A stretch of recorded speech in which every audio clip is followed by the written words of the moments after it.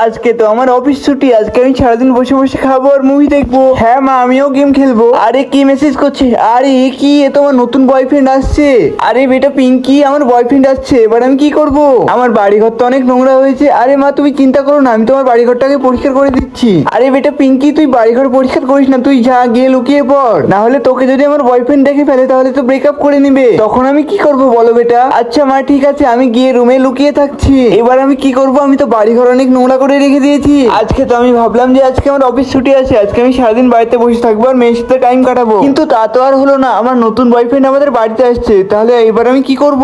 আর ও যদি পিঙ্কিকে ভুলেও দেখে ফেলে তাহলে তো ও বুঝে যাবে যে পিঙ্কি হলো আমার মেয়ে। আর ও যদি জানতে পারে যে আমার মেয়ে আছে তাহলে ও আমার সাথে ব্রেকআপ করে নিবে। আসলে বন্ধুরা, 5 বছর আগে আমার হাজবেন্ড আমাকে রেখে একটা মেয়েকে নিয়ে পালিয়ে গেছে। আর তখন থেকে আমি পিঙ্কিকে অনেক কষ্টে বড় করেছি। আর তার ভবিষ্যতের ভালোর জন্য তো একটা বিয়ে আমাকে করতেই হবে। আর পিঙ্কিকে দেখে তো কেউ আমাকে বিয়ে করতে রাজি হয় না। তার জন্যই আমি পিঙ্কিকে লুকিয়ে একটা ছেলের সাথে ডেট করছি। আর সে আজকে আমাদের বাড়িতে আসছে আমাকে সারপ্রাইজ দিতে। আর সে যদি পিঙ্কিকে দেখে ফেলে তাহলে তো আমার সাথে ব্রেকআপ করে নিবে। তার জন্যই তো আমি পিঙ্কিকে দেখাতে চাইছি না। আমাদের যখন বিয়ে হয়ে একটা বেবি হবে তখনই আমি পিঙ্কিকে দেখাবো। তখন তো সে আমাকে আর ছাড়তে পারবে না, তখন তার কিছু করাও থাকবে না। আর আমি তো আমার মেয়েকে নিয়ে অনেক সুখে থাকতে পারবো। এই জন্যই তো আমি পিঙ্কিকে লোকাতে বললাম। কিন্তু কি আর করবো বন্ধুরা, তোমরাই বলো। আমার মেয়ের ভবিষ্যতের জন্য এটুকু মিথ্যে কথা তো আমাকে বলতেই হবে, না হলে তো আমাকে কেউ বিয়ে করতে চাইছে না। আর আমি তো একা একা পিঙ্কিকে পড়াশোনাও করাতে পারছি না, কারণ আমি তো খুব অল্প বেতন পাই। আমি কি এই টাকা দিয়ে পিঙ্কিকে পড়াশোনা করাতে পারবো বলো? আর আমি যদি পিঙ্কিকে ঠিক মতো পড়াশোনা না করতে পারি তাহলে আমার মেয়ের ভবিষ্যৎ কি হবে সেটা তোমরাই বলো। আর মেয়ের ভবিষ্যতের জন্য তো এইটুকু আমাকে করতেই হবে। আর দেখো বন্ধুরা, তোমাদের সাথে কথা বলতে বলতে আমার বাড়িটা প্রায় পরিষ্কার হয়ে গেছে। আর কিছু খাবার আমার হাজবেন্ডের জন্য ফ্রিজে রেখে দিলাম। এবার প্লিজ তোমরা একটু